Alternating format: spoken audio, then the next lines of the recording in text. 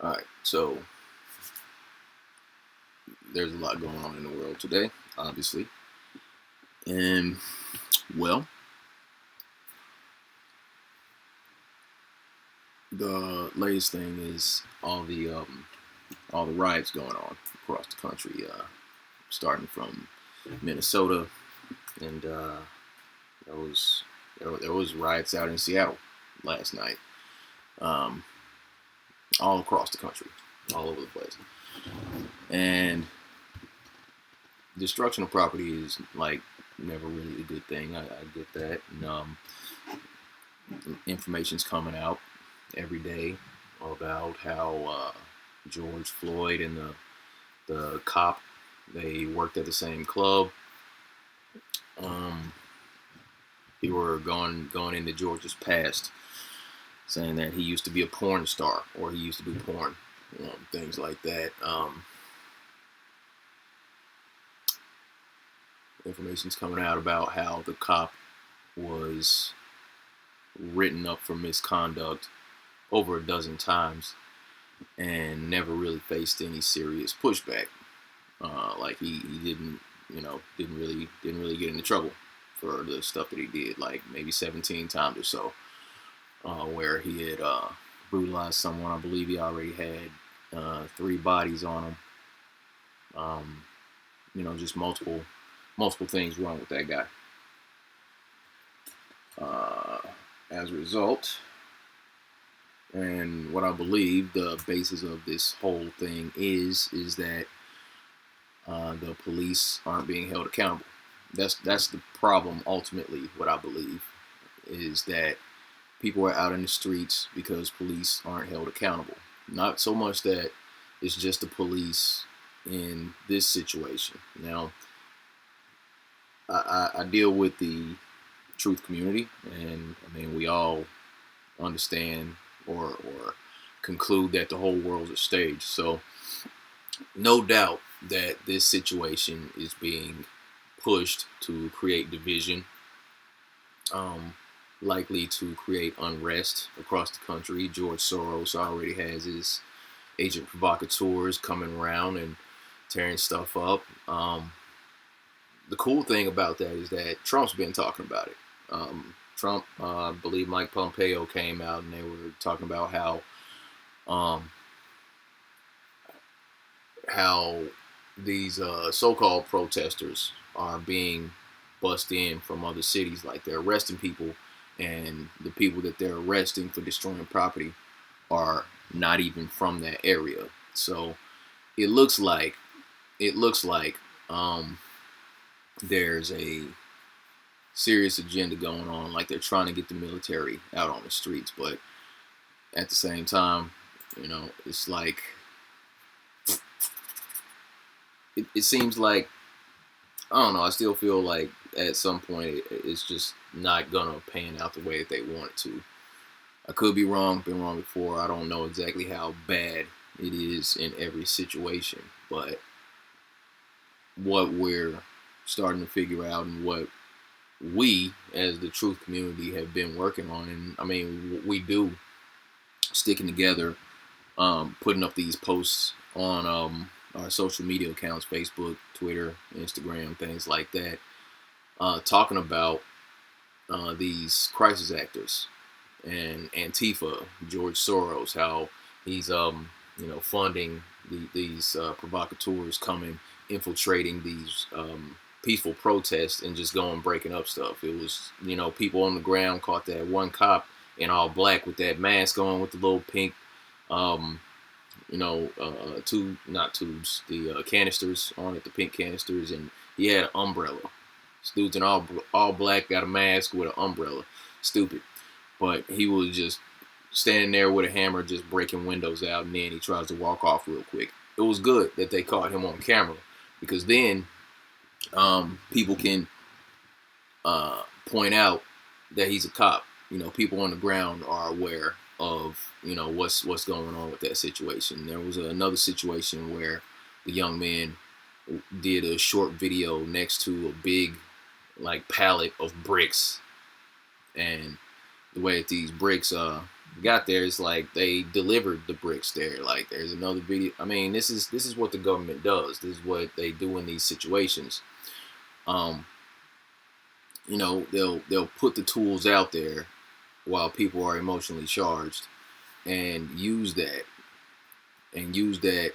as props, basically. You know, people will say, "Oh, hey, look, bricks," and then they'll go grab the bricks, or they will pay people to go grab those bricks. You know, we saw. Look, there's another picture around. One of these folks, they got this little skull cap on. They got their face covered up, but you can see the little earpiece, like they're getting instructions. It was Antifa out there doing that stuff. So they'll put these Antifa people on the ground in these protests, and then they'll say, "Hey, we dropped some bricks over here by the courthouse, you know, for better opportunity to destroy some stuff. Go by 5th and Main Street and pick up some bricks." You know what I mean? Giving them instructions like that. So that's what's going on. But I'm also seeing online a lot of issues about rioting and looting. Like this is something new in America, and it's absolutely not. People are like, "Why are you destroying your own communities?" The people that are destroying the community, they're not even from that community. So there's that. But just wanted to go over a situation. Now there was an issue that took place earlier this week. This lady by the name of Karen Cooper, or Amy Cooper was her name. Hold on, let me try to get this together. Show you this story. Where are these things at? First off, let me take you back to the newsroom. Wait, no, that's not it. We're just gonna go over here. There we go. Alright, so we'll do this. Go over here. Give me a second. Let me open this window up. But yeah, this lady, Amy Cooper, calls the police on this man in the park, basically trying to weaponize the police for her own benefit so they could come out and do harm to this man. And she was in the that whole situation. She was out there in Central Park with her dog, and then she calls the police on this man. But you gotta listen to what she's saying while she's in the process of calling the police. Hold on for a second. Let me see. All right, check it. At an investment company. Amy Cooper angrily confronted a white woman who wrongfully called the police on a black man in New York City's Central Park has been fired from her job at an investment company. Amy Cooper angrily confronted the man who was bird watching in the park and had asked her to put her dog on a leash as required. Here's CBS's Mola Lengi. I'm going to tell them there's an African-American man threatening my life. The confrontation, caught on video, sparked a national outcry of racism, and today cost Amy Cooper her job. It all started when Christian Cooper, no relation, who's filming, asked her to leash her dog in a section of Central Park which requires it to protect the wildlife. Sir, I'm asking you to stop. Please don't come close to me. Sir, I'm asking you to stop recording me. Please don't come close to me. Please take your phone off. Please don't come close to Can me. I take a picture calling the cops? Please call the cops. Please call the cops. I'm going to tell them there's an African-American man threatening my life. Cooper did just that. There is an African-American man. I am in Central Park. He is recording me, threatening myself and my dog. I'm sorry, I can't share with you that. I'm being threatened by a man into the ramble. Please send the cops immediately. Within 24 hours of the video, Amy Cooper apologized, returned the dog to a rescue center, and lost her job. Her employer, Franklin Templeton, stated in a tweet, "We do not tolerate racism of any kind at Franklin Templeton." Christian Cooper, an avid birdwatcher, spoke out for the first time today. We need to start treating each other as us rather than as, other. Well, Amy Cooper said she was scared because she was alone here in Central Park. New York City Mayor Bill de Blasio called the video racist, quote, pure and simple, saying in a tweet that Miss Cooper called the police on Mr. Cooper, even though she was the one breaking the rules, according to the mayor, adding that type of hatred has no place in New York City. Nora? Or anywhere. Mola, thank you. Okay. So, what I'm thinking she was trying to do is what has happened time after time. Let me share with our audience a couple of stories we think you'll be talking about today, including this video of a... Real quick, get out of here. Close that out. Bring that back over here. But what she was doing, I believe, somewhere in her mind, she was attempting to weaponize the police to her advantage, because that's been something that's happened throughout history, time after time. That's what happened with Emmett Till. I believe the story goes that the young man was accused of whistling at a white woman, and angry mob came and dragged that kid from his home, tortured him for a while, drowned him, burned him, things like that, and all because she lied. Like, he's 12, he wasn't whistling at no woman. So that's but because these women have the ability to call the police or the authority, know that they can incite a riot, and then it's all based on a lie. All the destruction comes from that initial lie. For some reason or another, these things happen. So let me see. Break. Chucky Starworth, are you gonna make a video about NASA and SpaceX? Nah, actually, I was thinking about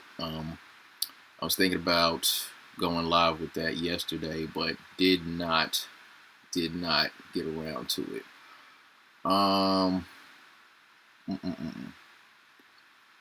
Okay, so anyway, let's look at some history of rioting and why these things happen, because the riots of what's going on now, a riot that took place in the past, and the origin of that riot kind of play in the story of Black Wall Street. Let's get it.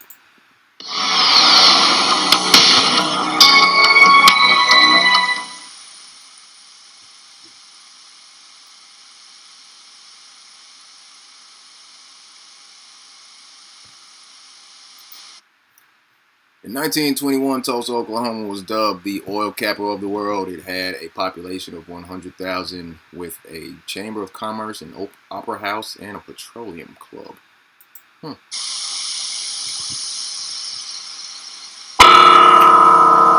Ku Klux Klan with membership of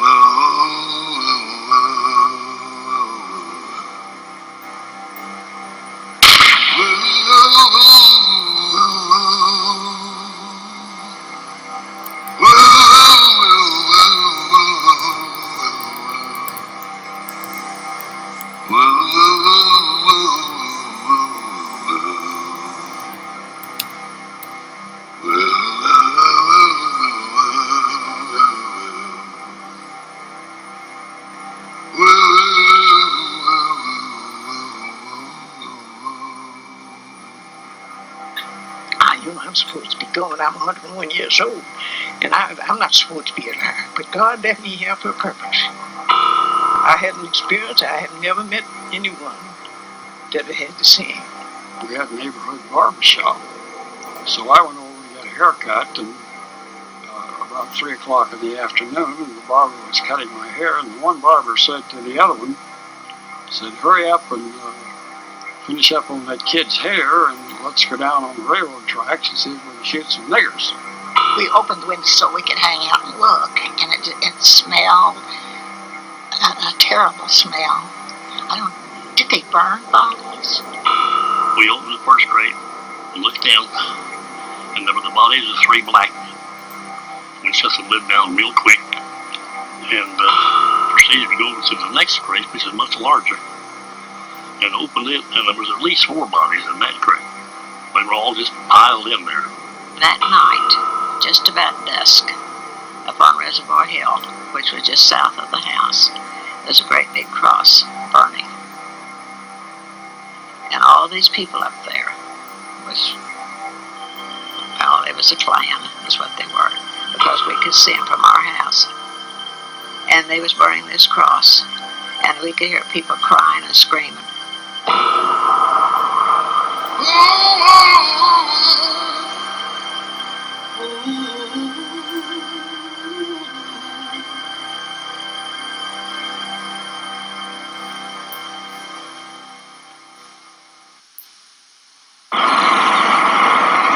At the turn of the 20th century, Tulsa, Oklahoma, had the richest per capita wealth of any place on earth.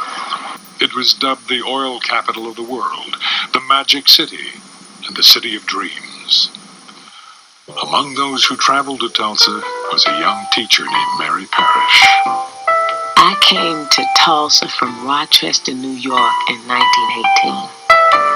I had heard of the town since girlhood and the many opportunities to make money. But I came because of the wonderful cooperation I observed among our people, especially among our businessmen and women. Every face seemed to wear a smile.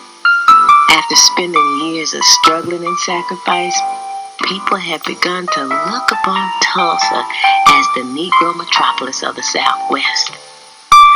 Going north to Archer Street for 2 or more blocks, one could see nothing but Negro businesses. Going east, you would behold Greenwood Avenue, the Negro's Wall Street. There were homes of beauty and splendor, and the schools and churches were well attended. It was a city within a city, and some malicious newspapers took pride in referring to it as Little Africa. The readings from that time that were racist, inspired by racists, from the National Guard to the Klan controlling the legislature, when they spoke of blacks were to pull themselves up by the bootstraps. And they did. They did. The money in my community didn't turn over the traditional 3 or 4 times. It turned over 8, 9, 10, 11, 12 times. There was legitimate and illegitimate monies to be made that fueled that economy. So my community was the Vegas of the 20. It was roaring. I can remember when I was a child that the Ku Klux Klan, and there were probably, in my opinion, a couple thousand of them that would all robe up with their hoods on and their gowns and all, and women and men and children. They had little children, maybe 3 feet high. They were all robed up and holding on to somebody's hand. They would march too. Usually they would form up on about 7th Street and Main in there someplace, and then the police would clear all of the cars off of Main Street, and they would march and they would fill the street from curb to curb, and it seemed like thousands of them. There might have been 2,000. I don't know. I don't remember. We used to go up and watch the Ku Klux Klan in their rally on top of Standpipe Hill. And they were in their white robes and their pointed cap attire. And we used to just watch them. They had their torches burning and having a meeting. We knew not to get too close to them. The Klan was founded in 1865 to intimidate Southern blacks in the post-Civil War South. The reign of terror lasted 15 years, but as the movement died out, a legend, if not a lie, remained. Aging Civil War veterans told heroic stories of how the Klan had saved the South from domination by Negroes and Northern carpetbaggers. By 1915, there was no Klan in America. 3 months later, an extraordinary event took place that would resurrect the Klan and its legend. The event was the release of a pioneering motion picture, D.W. Griffith's Birth of a Nation. It was based on a best-selling book called The Klansman. In many cases, Klan recruitment ads ran next to movie ads. Birth of a Nation played to 50 million people, approximately half of the population of the United States. It played across Oklahoma with a tremendous run in Tulsa. The Birth of a Nation stimulated the organization of the Ku Klux Klan, which in turn maintained a high profile and stirred up many whites to acts of recrimination and of savagery in this period. When you have thousands of white men coming back from World War I, bringing back Souvenir Lewis, Spandau, and Browning submachine guns, and a variety of other weapons that they brought back from the battlefield. And then they can't find jobs. And the power structure within the city at that time, as was occurring in other cities, would enlist them in the Ku Klux Klan and blame their problems on Jews, African Americans, and Catholics. It was a simple answer to a complex problem for simple people. Meanwhile, they could stand in downtown Tulsa and look at the mansions in Little Africa, in the Black Wallstreet, and seethe.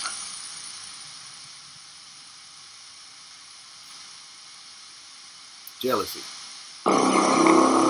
It was a typical Monday morning for a 19-year-old black man named Dick Rowland. He worked as a bootblack in the downtown area. Because there was no restroom facilities, Rowland had permission to use the restroom on the top floor of the Drexel building. In order to reach the top floor, he had to use the elevator. Dick Rowland didn't look down when he went to get on the elevator, and therefore, because of the unevenness of the two floors, he stumbled and started falling, and he reached out to keep break his fall and touched his operator, and she hollered rape. And so they arrested, the police came and arrested Dick Rowland about 10 o'clock in the morning. And that afternoon, the Tribune came out and told what happened in the Blue Building.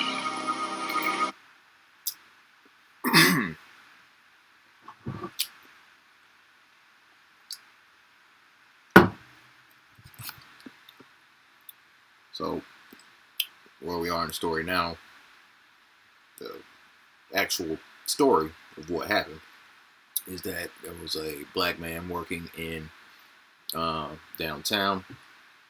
He could use the elevator to go to the top story to use the bathroom because he wasn't allowed to use the bathroom anywhere else in the building. The floors were uneven. Entering the elevator, he stumbles, breaks his fall by bumping into the white female elevator operator. She yells rape, and he is arrested for that immediately because he tripped and bumped into her. She yells rape, and he's arrested. Now let's watch what happens after this. I'm gonna sit back for a minute. And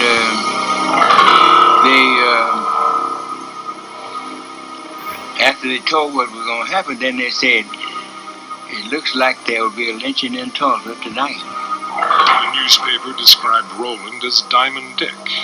and told him an attempted assault upon a poor orphan girl who worked as an elevator operator to pay her way through college.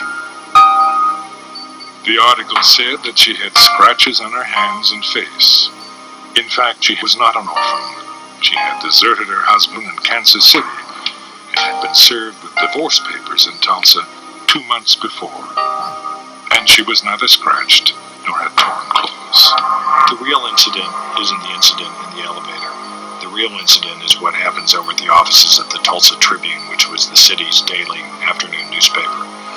And we know there were a couple articles in it that talked about what happened at the Drexel. One was a front page article that said something like "Nab Negro for attacking girl in elevator." But there was a second article, might have been an editorial, that we think was called "Two Lynched Negro Tonight." We don't.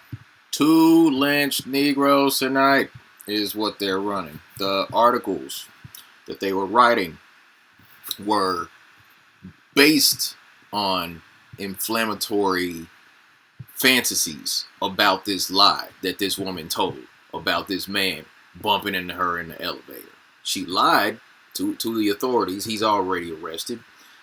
And then the newspapers start lying on paper to get everybody all hyped up. Okay?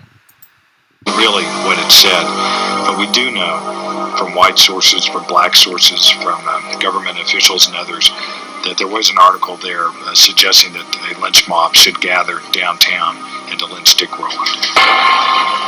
Talk of a lynching was prevalent throughout the city, and by evening, white crowds began to form around the courthouse.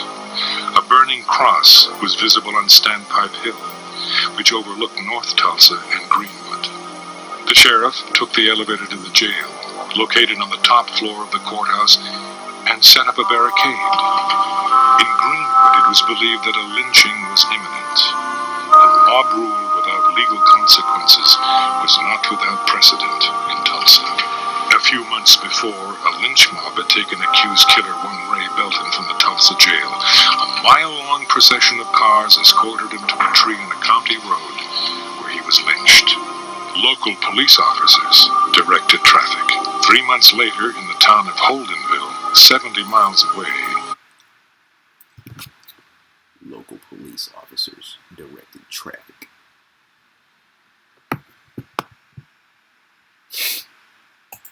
A white mob took a black man from the county jail, hanged him from a telephone pole, and riddled his body with bullets. He was accused of attacking a white woman. In Wagner, 30 miles from Tulsa, another lynching took place. A white man down in Wagner, Oklahoma, had asked a colored girl for sex, and she told him her price. He had sex and he didn't want to pay her. He didn't pay her. She took out a knife and cut his throat and killed him. So they arrested her, they lynched her, and then they drug her body up and down Main Street of Wagner, Oklahoma. And the Negroes in the community had decided there will not be a lynching in Tulsa, Oklahoma. In Oklahoma, it is not considered a crime for a man to kill a Negro.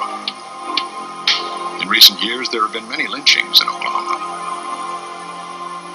There is yet to be chronicled the instance where any individual has paid a legal penalty or where an officer has been removed from office for failure to protect the life of his prisoners from criminal violence. So what he said there basically is that there is somewhat of a history of police not so much taking care of black people in their custody or being held accountable when they kill someone out in the open. This used to be a common practice. Not sure if everybody knew that. It is perfectly safe at any time and at any place for any considerable number of men together to take a prisoner from the hands of an officer and inflict the penalty of death. Carlos Weekly, June 1921. Most of the news that people received came from their newspapers. It's incredible to look at the content of those newspapers and realize that there was a constant barrage of articles appearing concerning lynchings of black people.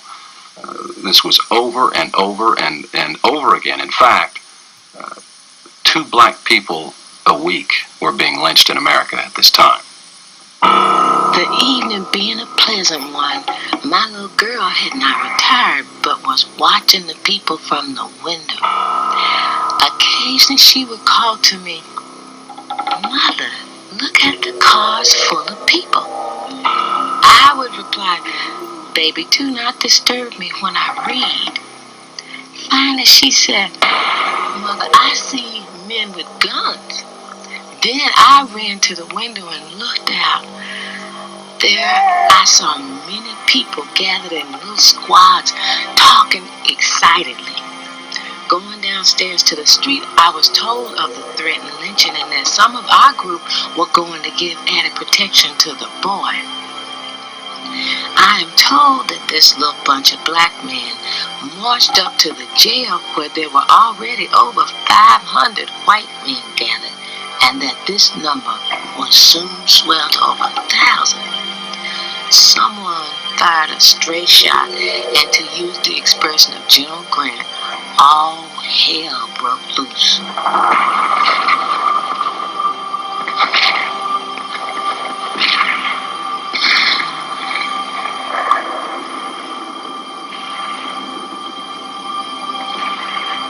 The first one was shot on Main Street, right in front of the biggest picture palace. His falling brought the crowd to a halt. They just stood and looked at him. 3 or 4 ambulances clanged down to the place, but the crowd turned on them and showed their guns. One said, "Don't touch the blankety blank." The ambulance workers didn't quite know what to do, so they turned off their engines and just stood there, blocking the street. Then there was a whoop a block away. Some of the Negroes had tried to organize and get their friend. The crowd surged forward, trampling the man on the sidewalk who was about dead. He lay, writhing on the sidewalk under a billboard from which smiled winsomely the face of Mary Pickford, America's sweetheart.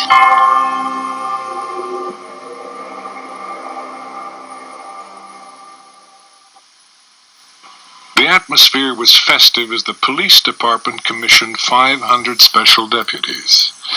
These could best be described as Klan deputies. The only prerequisite was that they must be white.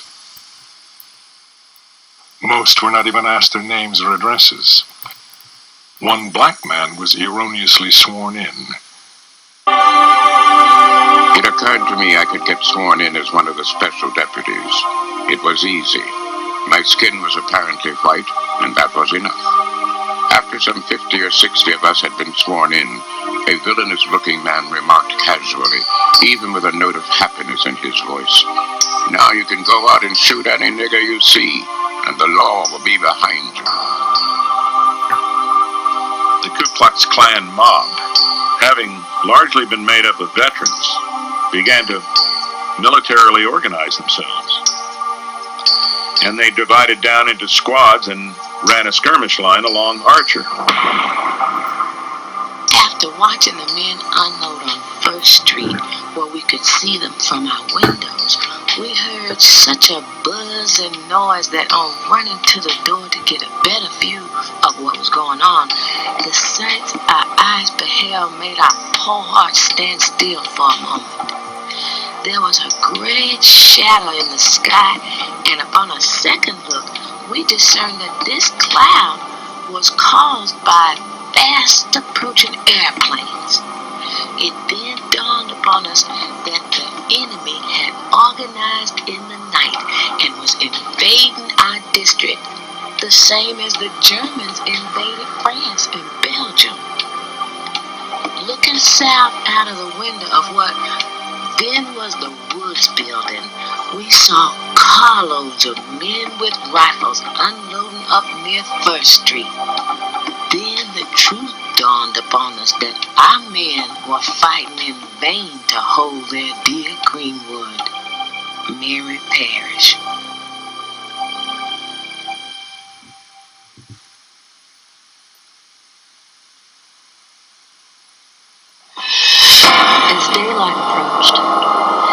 The whites were given a signal by a whistle, and the outrage took place. All of this happened while innocent Negroes were slumbering and did not have the least idea they would fall victims to such brutality. At the sound of another whistle, more than a dozen aeroplanes went up and began to drop turpentine balls on the Negro residences, while 5,000 whites with machine guns and other deadly weapons fired in all directions.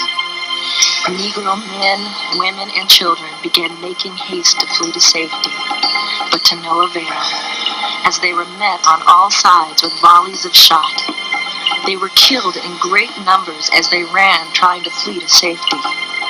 Torchlights were used to burn up the Negro settlement, and in the meantime they used large trucks loading up pianos, victrolas, and other articles that were left in the Negro homes. A.H. What she just described there is called looting.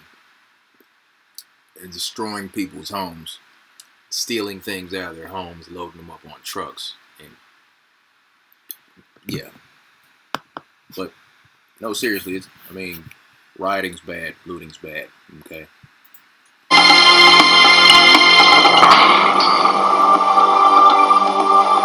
They backed trucks up to the vacated Negro homes and loaded everything movable and of value. Every bit of money found on their persons was taken. Masonic rings were removed from the fingers, watches and chains from their persons.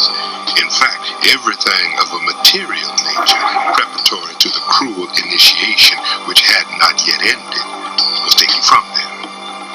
And so, penniless, in a destitute condition, they were corralled first one place and another. G.A. Greg. Once they framed that skirmish line, they had marched into the north side of the downtown area, and they shot everybody they could find. They burned every home, but not before looting it first. They burned every business. They burned every car. They burned everything, systematically, block by block, house by house. They went all the way through the city. At the same time, the telephone lines were cut, the telegraph lines were cut, and the railroad leading into Tulsa was blockaded. There was no way to communicate what was going on in Tulsa with anybody else because it was very easy to cut the city off. And that's exactly what the mayor and the city commission and the Ku Klux Klan wanted, because it gave them the opportunity to clean out the entire African-American area of the city without being interfered with. And they were doing it very systematically. The mob would not permit firemen to battle the blaze. They looted stores and pawn shops for guns and ammunition, but they also took walking suits, tools, tires, and jewelry. Carloads of whites would occasionally venture into the black area, shooting indiscriminately. And I said to my mother, I said, Mama, we better get out of here because the white people are really tearing up Jack. They're out there, they're burning into places and killing people, and they're going to kill us. And we were sitting out and the people kept running. They just open the gate and come on through and go on out the back. And Mama said, what are you people running for? And you don't know where you're going? They said, no, they're killing over there and burning the town down over the hill. The technique varied with different groups in the mob, but the general procedure was to go up to a door and put a gun against the lock and blow it off. The flimsy doors would have smashed easily enough, but this was a gun night.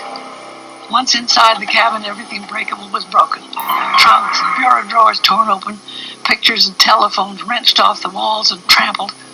They didn't often find anyone in the houses, because by now the blacks were scurrying ahead of the horror out into the country beyond the town. But sometimes they did find someone with whom they dealt.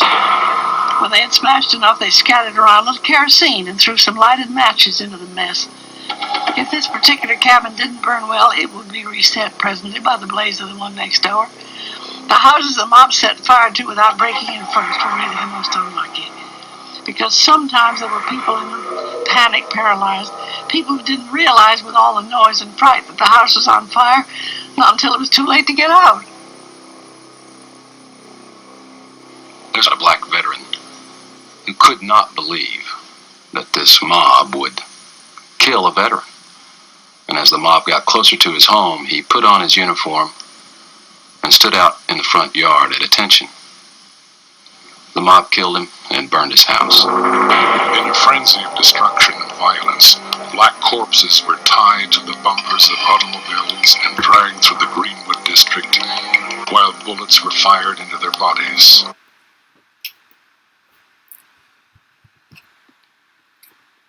Tying corpses to cars, dragging them through the streets. They're already dead, and folks are still shooting the dead bodies just for fun.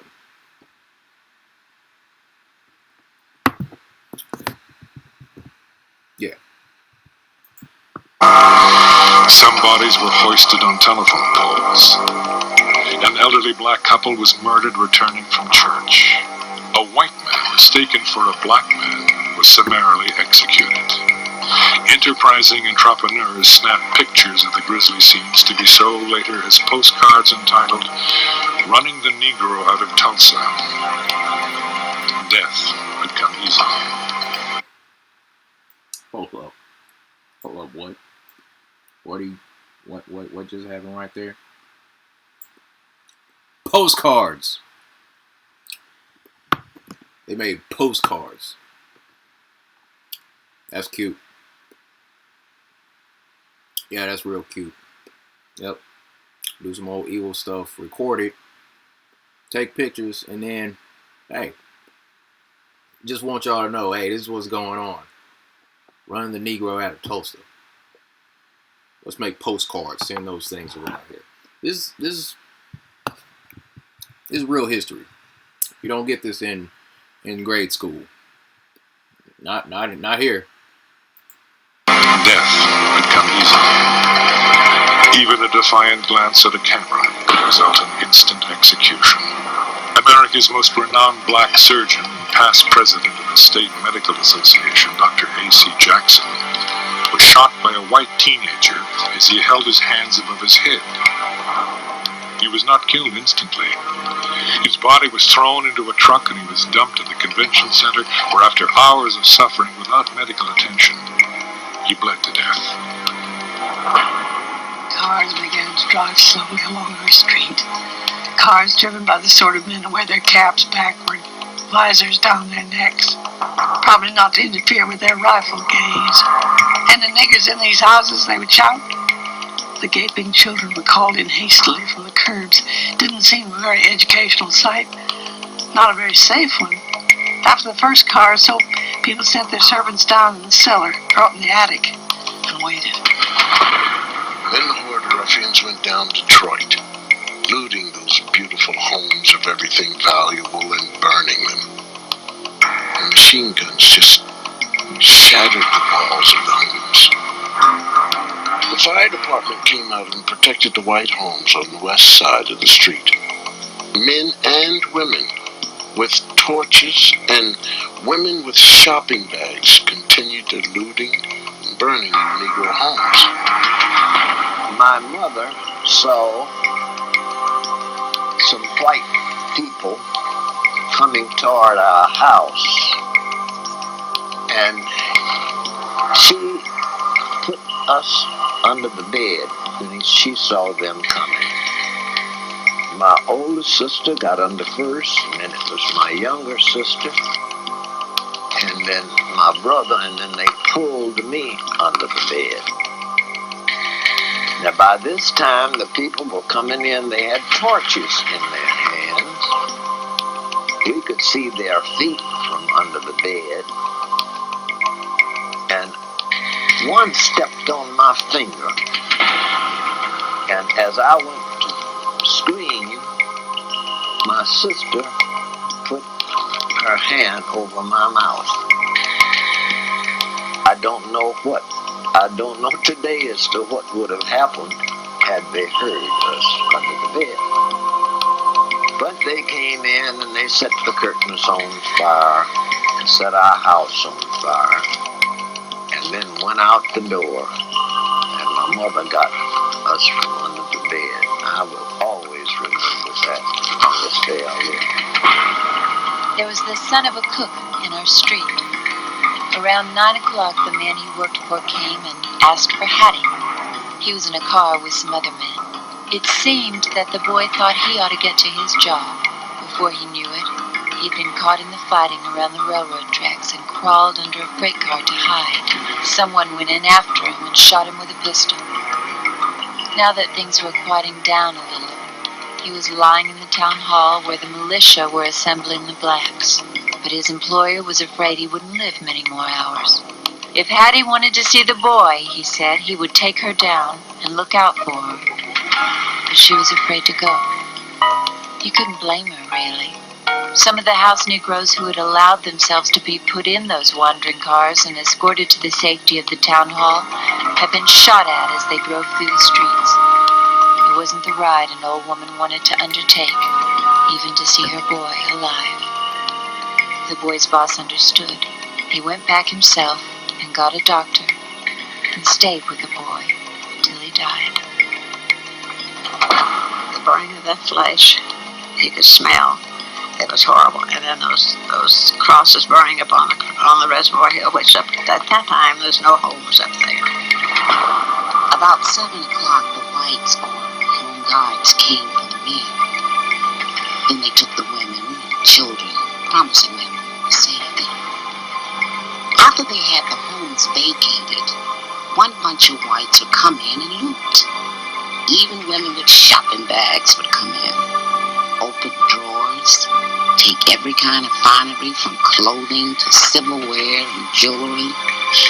Men were carrying out the furniture, cursing as they did so, saying, "These damn Negroes have better things than a lot of us white people." I stayed until my home was caught on fire.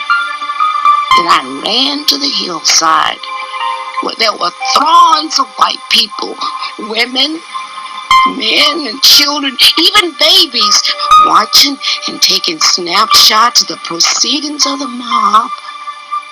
Some remarked that the city ought to be sued for selling them damn niggers' property so close to the city. One woman noticed the First Baptist Church, which is a beautiful structure located near a white residential district.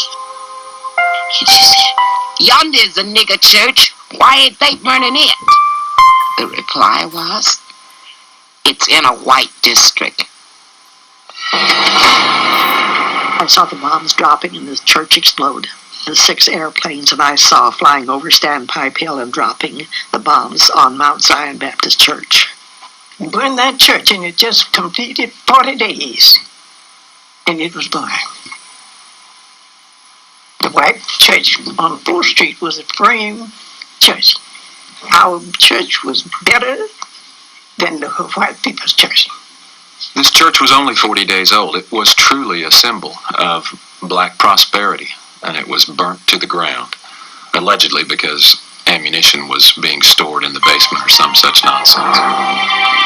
People were seen to flee from their burning homes, some with babes in their arms and leading crying, excited children by the hand.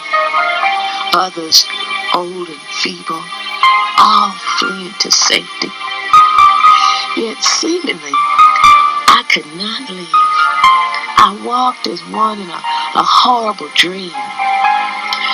By this time, my little girl was up and dressed, but I made her lie down on the dew in order that the bullets must penetrate it before reaching her. By this time, a machine gun had been installed in the granary and was raining down bullets on our section. Mary perished. The most horrible scenes of this occurrence was to see women dragging their children while running to safety, and the dirty white rascals firing at them as they ran. Some of them were pursued for more than 12 or 15 miles, and some never returned. Negro hospitals with numbers of sick were burned, and many people perished in the flames, not being able to get to a place of safety. Women were chased from their homes, naked, with clothes in their hands, and volleys of shots fired at them as they were fleeing. Some with babies in their arms. A.H. As I neared Standpipe Hill, I could see homes on Eastern and Detroit burning, and also discovered that the enemy had located on the hill and that our district was entirely surrounded. We thought that we were leaving the firing behind, but found that our danger was increasing, for a machine gun was located on the hillside. They came over and they had machine guns up there, and he was manning the machine gun, and he and his companions, they were shooting down on the people. They had machine guns up there, shooting at us, my husband and I, when we came out. They were shooting at us. We didn't get anything. They killed one of our fine doctors. I can never forget a family who started out and had the misfortune to lose one wheel off their wagon and therefore had to get out and walk. In that numbers was a mother and a father with a 6-month-old infant. Such a fine and healthy baby. The father would run along and carry it a while, when the mother would take it until she was tired out. When they both were just about exhausted, the father cried out, "Will someone help us?" Mrs. Rosa Davis Skinner, who told about the night of the riot when it broke out on Greenwood. She was asleep. Her husband awakened her and said, "Wife, come on, there's a riot on." And they left fleeing, she in her gown and house shoes, and joined with a neighbor next door who had a stillborn baby. Early in the day, they were going to bury the baby the next day, put it in a little shoebox. And Mrs. Skinner said that while they were running, mobsters shooting at them, bullets zinging at them, people shoving and bumping into each other, this lady dropped that little shoebox, and she got down on her hands and knees to try to find it, and she couldn't, and her husband just dragged her away, said, "You're going to get killed, we've got to go." And he dragged her away, and they never found that little baby. This lady wept when she told me that. She was 98 years old, and that had been 75 years earlier, and she wept and said, "I often wonder what happened to that poor little baby." We both wept. We came out after several shots were fired into the house by the mob. 2 or 3 whites thrust guns in each man's face inside and took him downstairs. As I neared the bottom of the steps, I was met by a man who very unkindly treated me. Seeing a man with hands raised, he came up to the blind side and struck me in the jaw, after which I was questioned and my money taken. The worst thing of all was being humiliated before little boys between the ages of 12 and 16 years, knowing these youngsters would grow up to try the same thing when they matured that others tried, but with less success, I am hoping. J.C. Latimer. One of the classic photos that comes from the riot is that of a perhaps 15, 16-year-old, probably would be referred to in those days as a hooligan, strutting proudly in front of the camera with the burning and terrible circumstances in the background, puffing a cigar, carrying not one but 2 firearms. As you look at that picture and you think of what's going on around him, you can't help but hope that he will be taught a lesson about life's justice. The certainty that many blacks had that whites took their furniture, took their clothes, took various other personal possessions, and used them. And then, having taken those things for their use, then they burned and bombed the black part of town. It was a surprise.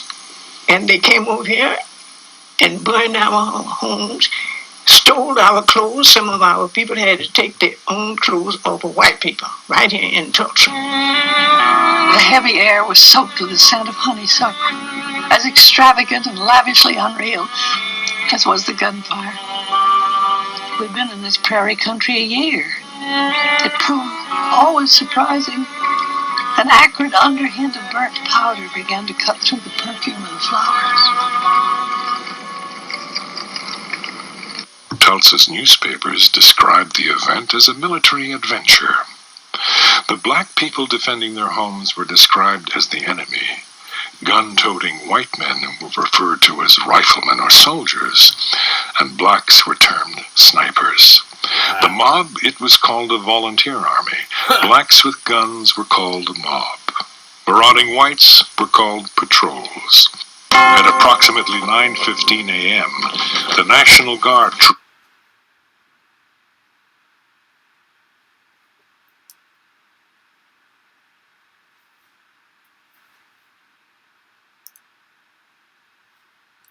Just a second. I want to hear some of this fake news again, just for a second. So stories are written, and these terms, untrue terms, are used. Here, let's go over how the news was written about this event versus what we actually saw happening in this event. What was the news saying again? An acrid underhand of burnt powder began to cut through the perfume of the flowers. Tulsa's newspapers described the event as a military adventure. The black people defending their homes were described as the enemy. Gun-toting white men were referred to as riflemen or soldiers, and blacks were termed snipers. The mob, it was called a volunteer army. Blacks with guns were called a mob. Marauding whites were called patrols. At approximately 9:15 a.m., the National Guard troops from Oklahoma City arrived by train. In all my experience, I've never witnessed such a scene. 25,000 whites, armed to the teeth, were ranging through the city in utter and ruthless defiance of every concept of law and righteousness. Motor cars bristling with guns swept through the city, their occupants firing at will.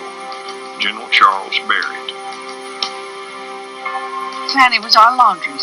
She lived in Greenwood with an ancient uncle who'd been the messenger in a bank for 20 years. They knew there was trouble, of course, but the mob had missed them so far. Uncle Zach had never been late to the bank, and he trusted white folks. He thought maybe if he put on his uniform and they saw it, he put it on and started out to work. Someone shot him at the corner. Fanny could see him lying there. She didn't dare go out and get him. The mob was so close. As North Tulsa burned and its citizens murdered and arrested, the Guard set up camp and began to prepare a breakfast. When a local citizen urged the commander to take some action to save property and lives, he was arrested. Martial law was declared at 11:29 a.m. The Ku Klux Klan, realizing that they were now up against an organized military force, withdrew out of the area and dissipated back into their neighborhoods. It was very much like a guerrilla operation where you could no longer tell who were the combatants because they weren't wearing uniforms, and now they were part of the civilian society. Mm-hmm.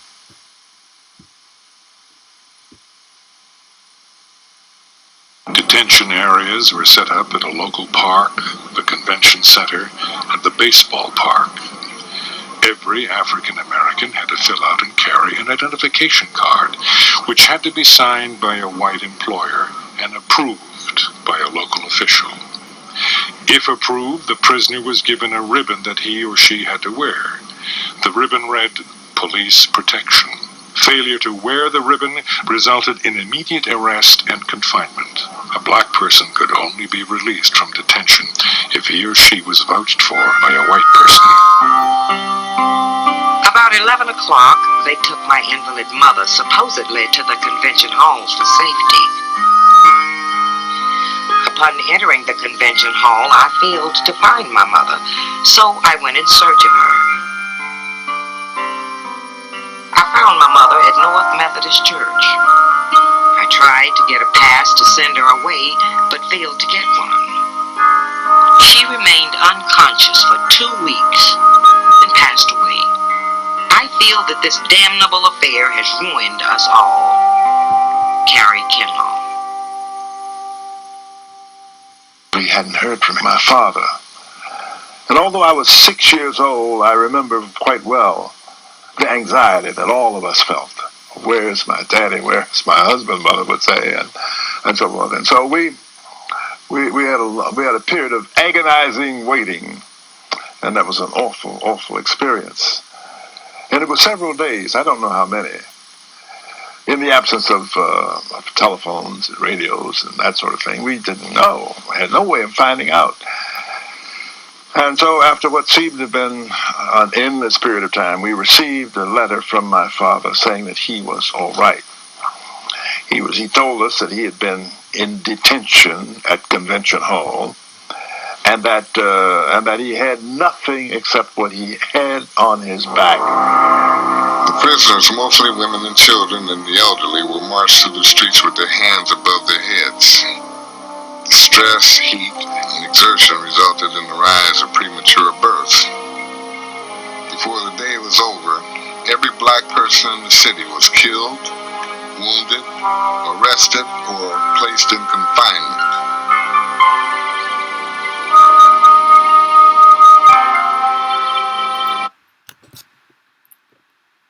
Let us all reflect on the fact that this all started from a lie. Just like Amy Cooper in the park last week. All this started from a woman lying about a man touching her.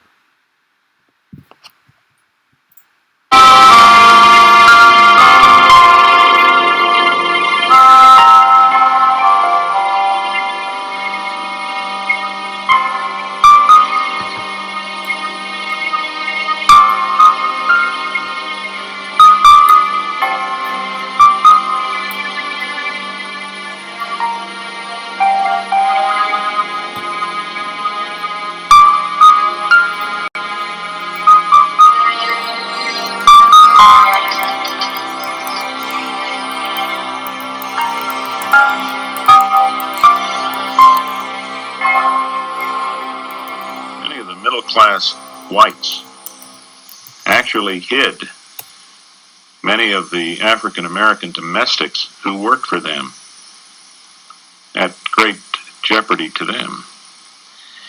If a white family during that riot had been found to have hidden an African-American,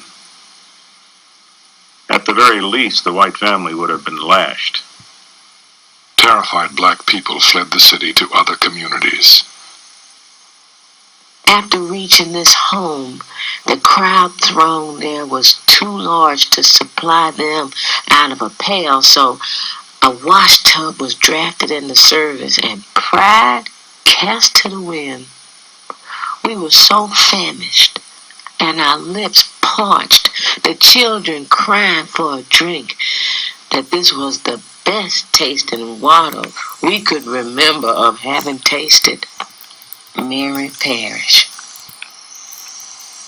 We had an engineer for the Frisco live behind us, and he would give us a day by day how these people were walking down the railroad coming toward Claremore, then coming toward Chelsea, then coming toward Veneta. They were just like the rest of the hobos that came to our back door. And they had lots of them with baby buggies, no men at all women, lots of old women. On and on we went toward the section line, the crowd growing larger and larger. The question on every lip when a newcomer from town would arrive was, how far had they burned when you left town? After we had gone several miles, we began to see automobile loads of men with guns going east ahead of us. We wondered where they were going, but we were not destined to wander for long. But as we neared the aviation fields, we saw their destination. The planes were out of the sheds, all in readiness for flying, and these men with high-powered rifles were getting into them. As we went further, we saw several men leaving the fields, going to the house, returning with guns, and heading towards Tulsa. After we had traveled many miles into the country and was turning to find our way to Claremore, we looked up the road and saw a race lady coming toward us. My lady friend and I went to meet her. She advised us not to try to pass through a little adjoining town. There was a group of black people that were trying to escape, women, children, and old people like that are trying to escape from this thing. We're going up the railroad tracks that went by that hill up there in Collinsville. Said that a group of black people came by that hill trying to escape, and somebody thought that they were being attacked and invaded, and apparently they began shooting and killed a whole bunch of those poor folks.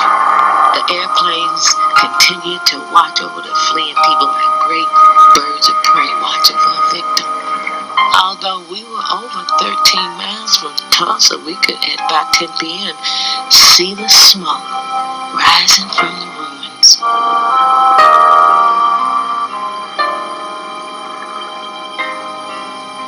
The next morning, we were informed that Greenwood had been burned.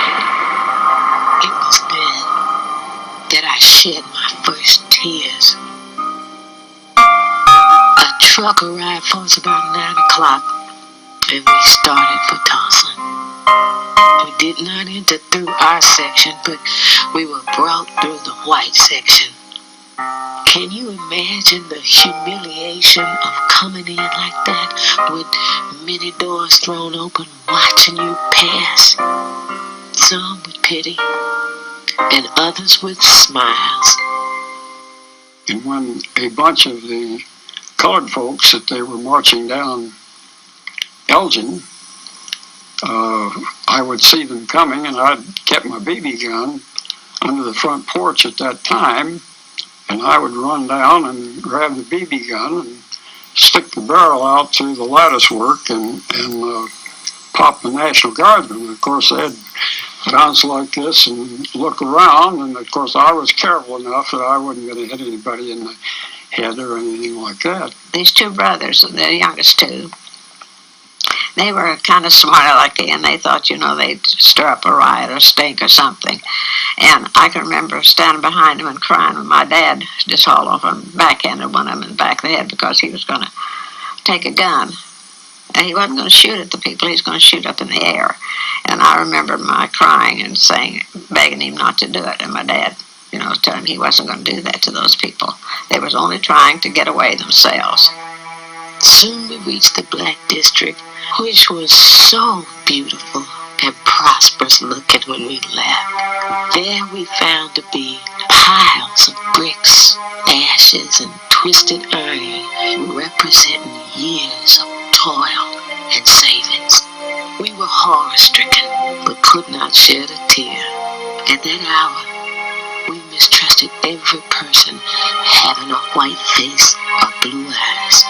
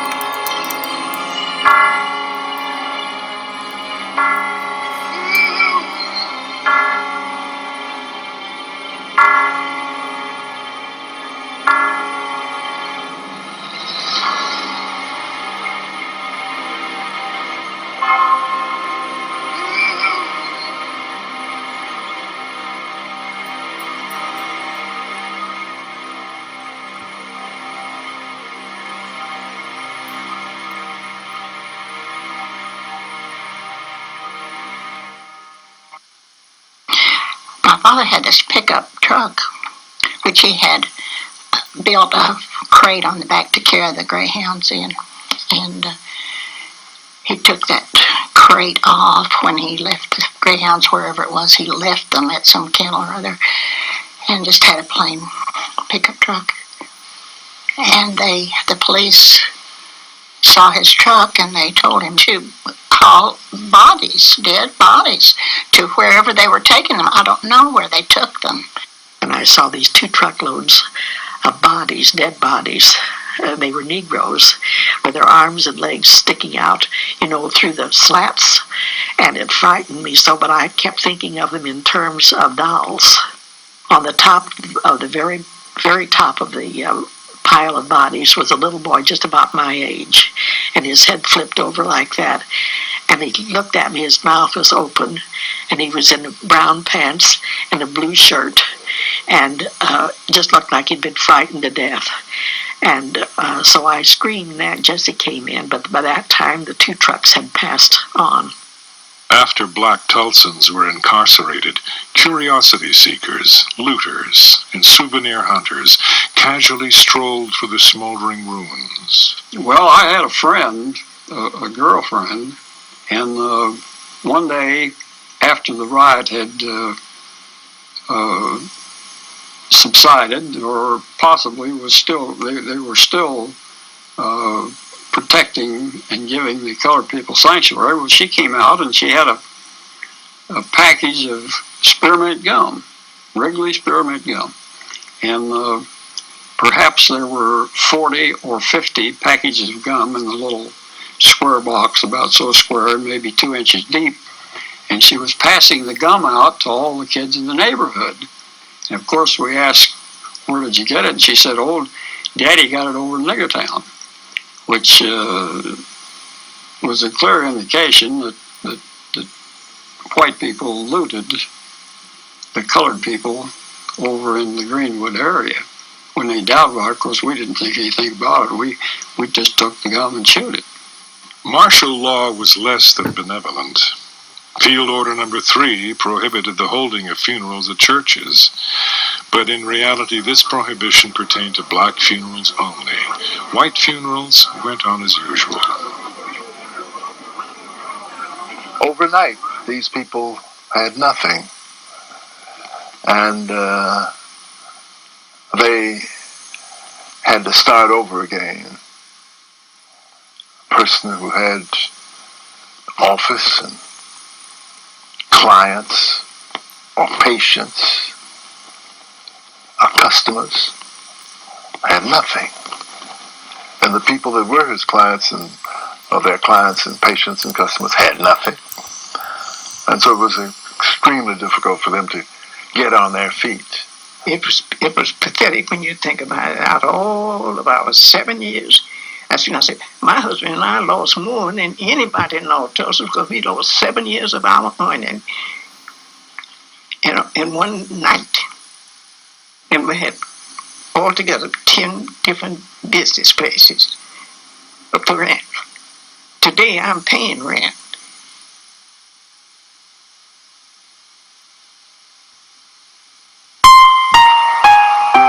Few black Tulsans had insurance, and those who did had clauses which voided the policies in case of a riot. Those making a claim had to prove that the city or state government was negligent in protecting their property. An impossible burden because the victors had already begun to rewrite the history and insulate themselves from blame. An all-white grand jury placed the blame for the Holocaust squarely on the black population. Also blaming the black population was Tulsa's white churches, the Chamber of Commerce, and of course Tulsa's white newspapers. This old nigger town, there are a lot of bad niggers, and a bad nigger is about the lowest thing that walks on 2 feet. Give a bad nigger his booze, his dope, and a gun, and he thinks he can shoot up the world. And all these 4 things were to be found in nigger town: booze, dope, bad niggers, and guns. Tulsa Tribune makes no apology to the police commissioners or to the mayor of this city for having pled with them to clean up the cesspools in this city. Tulsa Tribune, June 4th, 1921. Incredibly,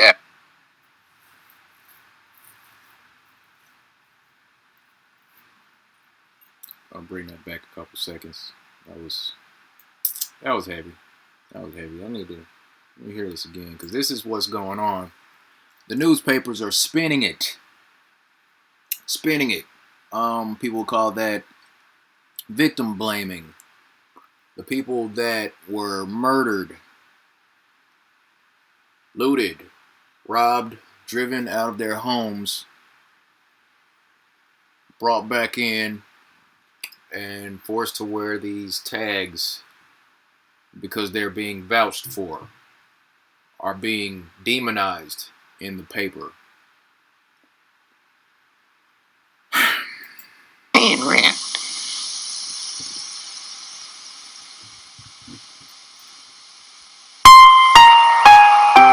Few black Tulsans had insurance, and those who did had clauses which voided the policies in case of a riot.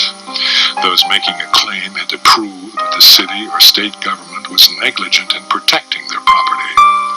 An impossible burden because the victors had already begun to rewrite the history and insulate themselves.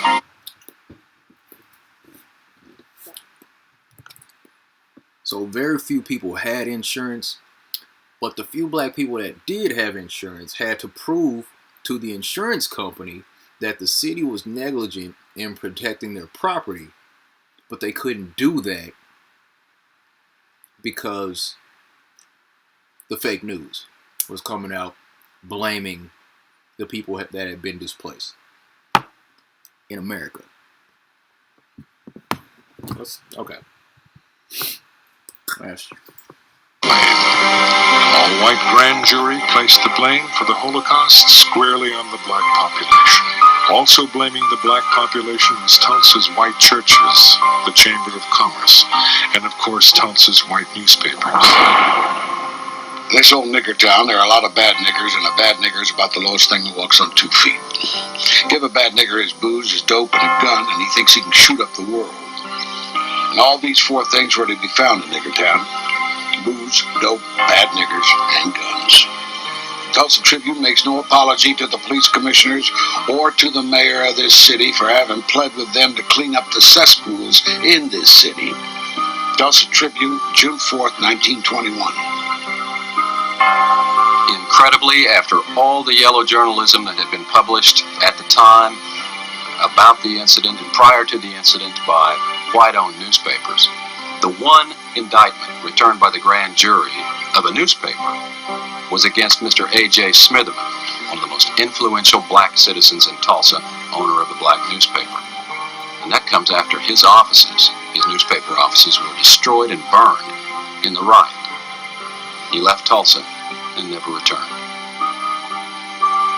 Cities across America offered assistance, but Tulsa officials turned down all the offers under the guise of handling the problems themselves.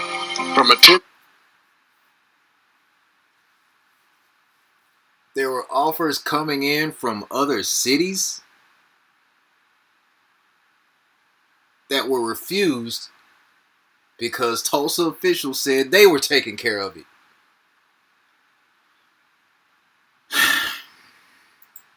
Basement modern brick home. I'm now living in my coal barn. From a 5-chair enamel barber shop with 4 workmen and a porter to a razor strap and a folding chair on the sidewalk. Didn't have one thing left and never received a dime. Up until this day, they never. And it ought to be added in order they ought to be made pay. Even the children that suffered. Our children have suffered because their parents lost everything they had, and the children weren't able to get along, and they were doing fine. The Red Cross took donations and performed an admirable job with little help from government officials. Returning to the Red Cross headquarters, I found rows of women, men, and children waiting their turn to receive clothing, such as was obtainable. And the thing that I could not understand was why these innocent people who were helpless as babes were placed under guard. Nevertheless, heavily armed guards were all around the building. Some were kind and manly. Others were beasts dressed in uniforms. I went upstairs into the clothing room in a quest of a change of clothing for my little girl. Having worked hard always for an independent living, thereby being able to have what I wanted within reason. This was wormwood and gall to me. Just to be standing around waiting to get a change of secondhand clothing. But what could I do? What we had on was soiled. They being all we had, and I was not yet permitted to go to town and purchase more. The primary rooms of the Booker Washington School were converted into an emergency hospital. I can never erase the sights of my first visit to the hospital. There were men wounded in every conceivable way, like soldiers after a big battle. Some with amputated limbs, burned faces, others minus an eye or with heads bandaged. There were women who were nervous wrecks in some confinement cases. One mother was thoughtless as to burden her infant for life with the name of June Riot. Mary Jones Parrish.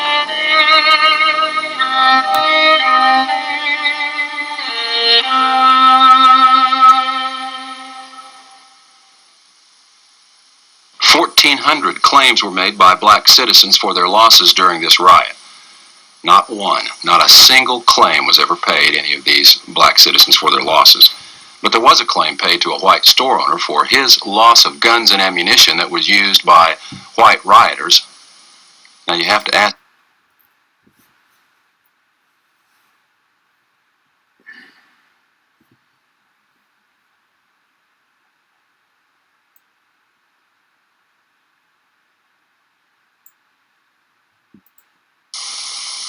$1,400 claims were made by black citizens for their losses during this riot. Not one, not a single claim was ever paid any of these black citizens for their losses. But there was a claim paid to a white store owner for his loss of guns and ammunition that was used by white rioters. Now you have to ask your District. Can't you see? Yonder's a nigger church. Why ain't they burning it? The reply was, it's in a white district. I saw the bombs dropping and the church explode. The 6 airplanes. Amazingly, just incredibly, the city fathers put the land up for sale. Mike fell on the thing. Hold on. Through the Reconstruction Committee appointed by the mayor and city commissioners, June. Mary Jones Parrish. One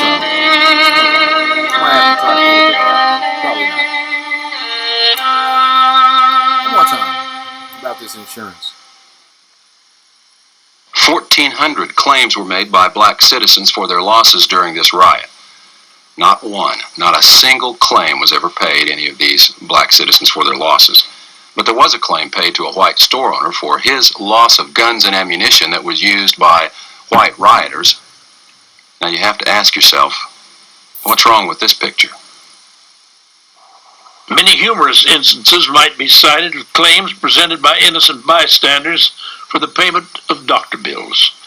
Now, all such claims were originally investigated, and many were turned down for the reasons that it could not be shown that the wounded parties were innocent bystanders, or persons in the employ of the city or the county for guard purposes. Quite early in the fall, a claim for a $55,000 doctor bill was presented by a young white man for a gunshot wound treatment. The claim was of the innocent bystander kind. After lengthy explanation on the part of the claimant as to how the injury was incurred, but after his admission that he was not employed by the city or county, the Red Cross record keeper confronted him with a full-size photograph of the same young man in the middle of the riot district with a shotgun over his shoulder and a high-powered rifle in his hand. Although he did not deny the identity, he has not been seen at the Red Cross office since.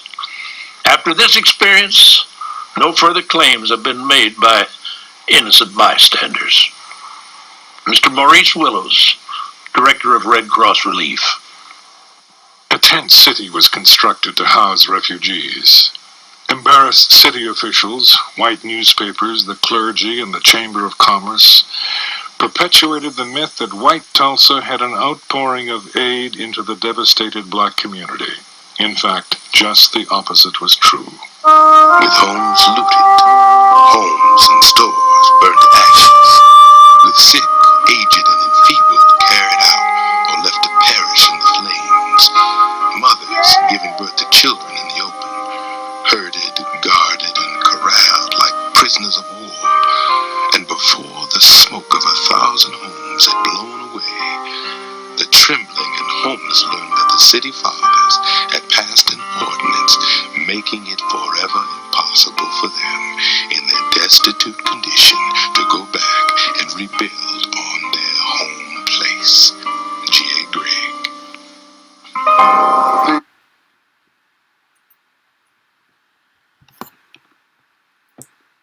So they passed legislation to make it illegal for them to go back to their homes that had been burned down, which was being overseen by the police.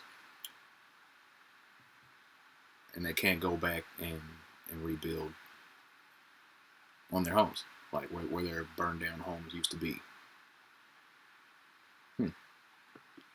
Wow. Wow. City council or commissioners passed an ordinance that there could be no construction in the city of Tulsa that was not fireproof. Now, with people absolutely without any resources, it was impossible for them to conform to any requirement that they rebuild only fireproof structures. And my father said, you build, if they arrest you, I'll get you out of jail, you can go on building. And my dad had challenged the constitutionality of that city ordinance. And the Supreme Court of the state of Oklahoma declared that ordinance unconstitutional as being a frivolous piece of legislation designed to keep blacks down. With their hearts bleeding, their homes, and all of the relics that make the memories of life's past sustaining, with shocking realization that their families are broken and scattered and fearing the mob, with trembling, weak, hungry, and hungerless bodies compelled to be in the stalls of the fairgrounds under a heavy, cruel guard who greets them with harsh orders and vulgar language, while suffering all this and more. The mayor, commissioners, the real estate exchange, the welfare board are like those who crucified Christ, casted lots for the Negro's hard-earned land. G.A. Gregg. Not only was the area declared a fire zone, which effectively was designed to prevent it from being rebuilt, but then amazingly, just incredibly, the city fathers put the land up for sale. Per the Reconstruction Committee appointed by the mayor and city commissioners June 14th, Tulsa extends a welcoming hand to wholesale houses and industrial plants, which are to be located on the trackage property in Little Africa, swept by fire, and which is now within the city fire limits, restricted to the erection of fire-resisting buildings. The committee also expressed a sentiment in favor of using a part of the burned area for a Union Station whenever such a project is ready for consideration by the railroads entering Tulsa. Tulsa World, June 15th, 1921.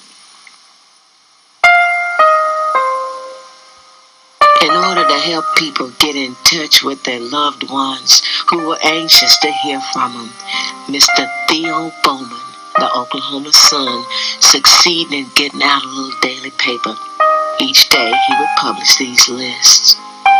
Each day people sat under the tent and watched for these lists as well as the lists of dead in the big dailies. The dead was so quickly disposed of on that night and day until it was impossible to ever get an exact record of the dead and wounded. A cousin of mine decided to go visit some. Backtracking a little bit. So ultimately, their city was destroyed, their homes were destroyed, looted, burned to the ground, hundreds misplaced, and the city basically made it illegal for them to return to the land that they had. So this was more land theft, violent theft of land in America. In the last, this happened 99 years ago. That's 2 grandmas back to back. You know what I mean? That's not a long time ago. 1921, it's 2020. Hey, it's really not that long ago when this happened. And then looking at what's going on today. And we passed down by the cemetery there at 11th and Lewis, the old Oak Lawn Cemetery. And as we went down 11th Street, we saw a bunch of men working, digging a pit, evidently. And we noticed a bunch of wooden crates lying around. So we were very curious about it, so we went in to have a look. And we walked up to the first crate, and we were unnoticed by the men. And we opened the first crate and looked in, and there were the bodies of 3 black men. We shut the lid down real quick and proceeded to go over to the next crate, which is much larger, and opened it, and there was at least 4 bodies in that crate. They were all just piled in there. And at that time, the men noticed us and ran us out. The Red Cross estimated that 300 people had been killed. The official death toll was placed at 36. Terrified witnesses told of bodies being disposed of at city incinerators, the Arkansas River, and local strip mining pits. When one witness was asked about the difference between the Red Cross totals and the city's official count, the reply was, "There is no statute of limitations on murder." I had a friend of mine named Bill Wilbanks, who at that time was a captain in the Tulsa Police Department. And he called me and he said, "Would you come down to the police academy? I'd like to show you something." And I said, "Sure." And I dropped down to the police academy, and he was cleaning out some files. And underneath the bottom drawer were several pieces of paper that were clipped together with a rusty paper clip. With the rusted paper clip rusted to the paper, the papers had not been separated in years. What you had was a description of casualties that were what we later referred to as KIAs. And there were 300 plus on these 6 pieces of paper. There is absolutely no question in my mind that of all of the horrible race riots we've had in this country, Watts, 1968, Detroit, 1942,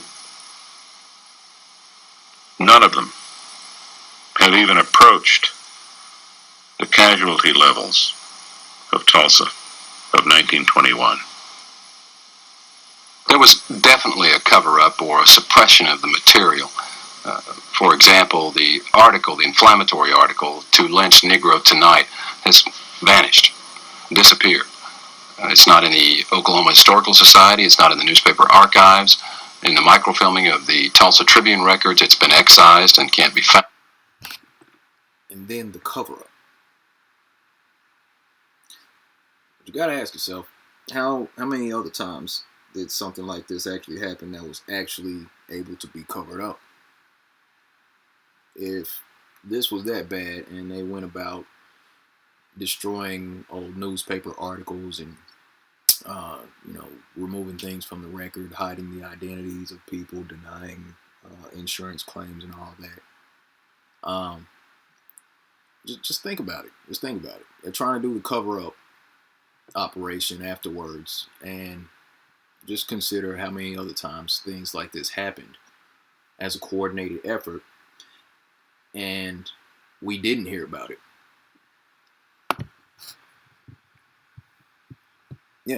Just think about that.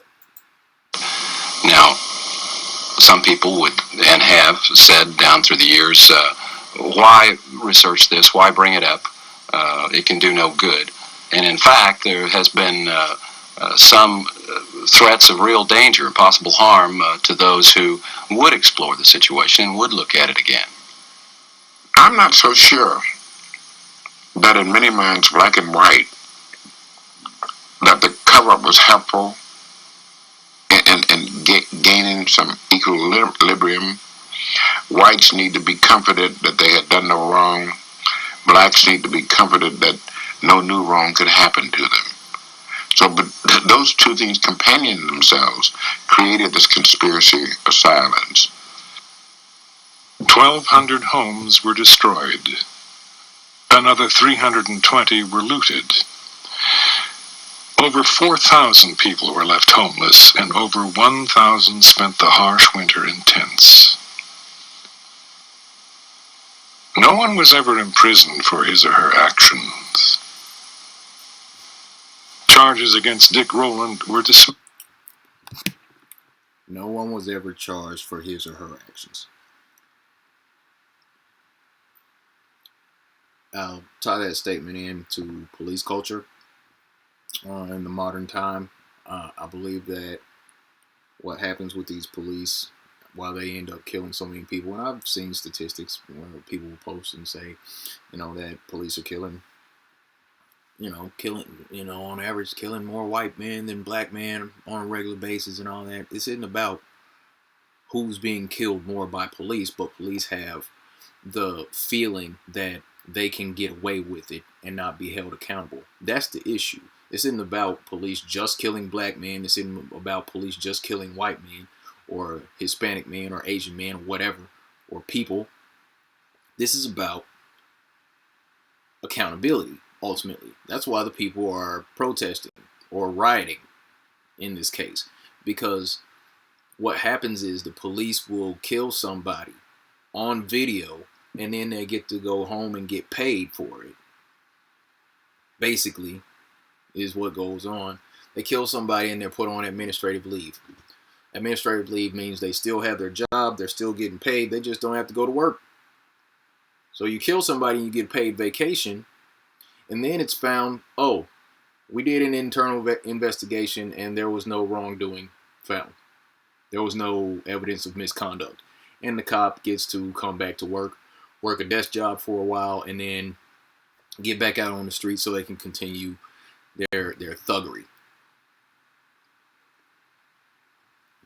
Accountability is what stops people from doing things.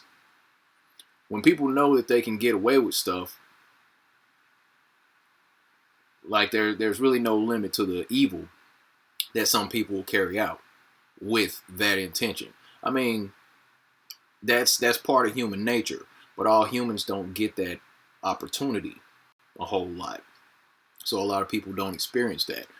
But when people feel like they're above the law and that they won't be held accountable for the things that they do to other people, then that's when some serious evil can come out.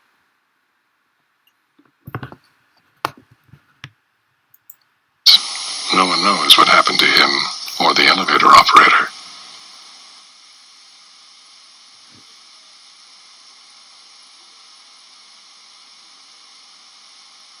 Later, when I would travel to Europe and see the ruins of Athens and the ruins of Rome,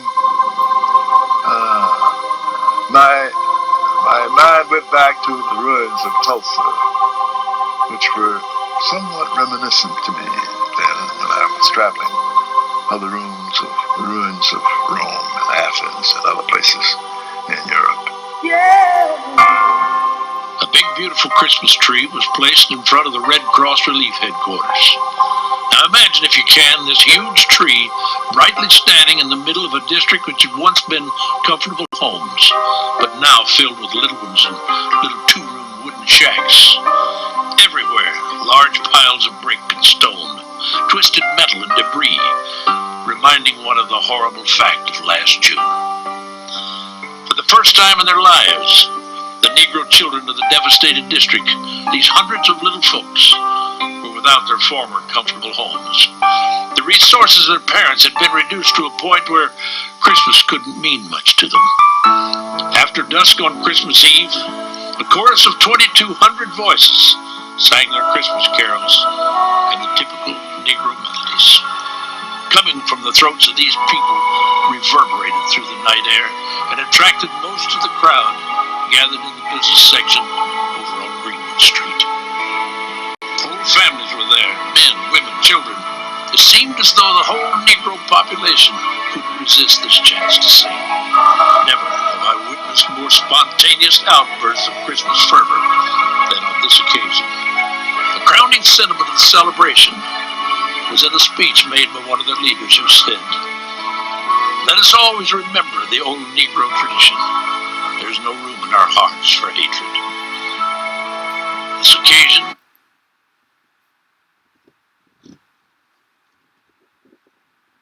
that's commendable. There's no room in our hearts for hatred. That's what they came up with after all that. And everybody gathered and everybody sang. And yet, these people are demonized while not even behaving in ways to fit that role. Interesting. furnished what was termed as the greatest night in the history of the Tulsa Negroes. Mr. Maurice Willows, Director of Red Cross Relief, Christmas, 1921. Tulsa need not feel that, it's irredeemable. That was just a mindset at that time. What we hope to learn from this ride study is the danger of having a mindset that would exclude someone based on race, religion, gender, or something. So we hope that we learn some lessons from this. Some of our group feel their superiority over those less fortunate. But when a supreme test like the Tulsa disaster comes, it serves to remind us that we are all one race. That human fiends like those who had full sway on June 1st have no respect of person. Every Negro was accorded the same treatment regardless of his education or other advantages. A Negro was a Negro on that day and was forced to march for blocks with his hands up that day. It should teach us to remember that we cannot rise higher than our weakest brother. My name is Mary Parrish.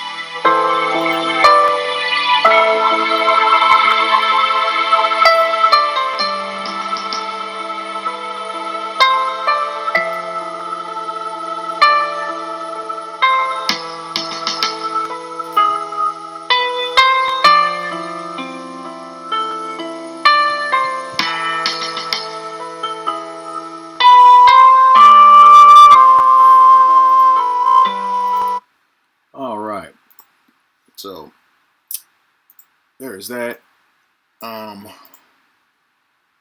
Just look back at a riot in America in light of what's going on right about now.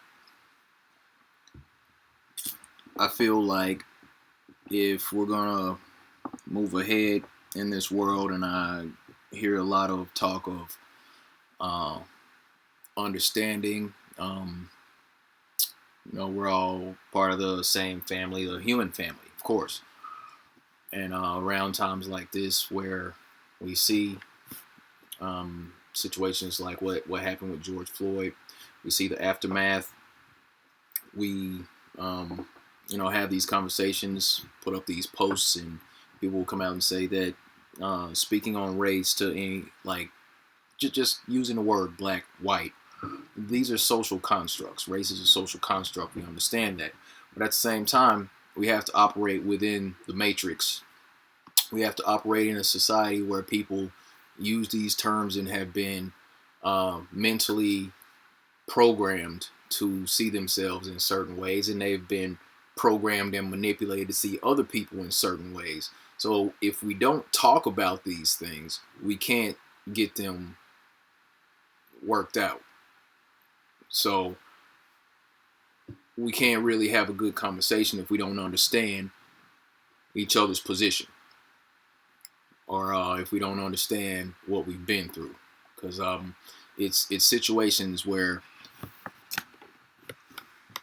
evil was done and it was never rectified. Nobody's been compensated for what happened in Tulsa, Oklahoma.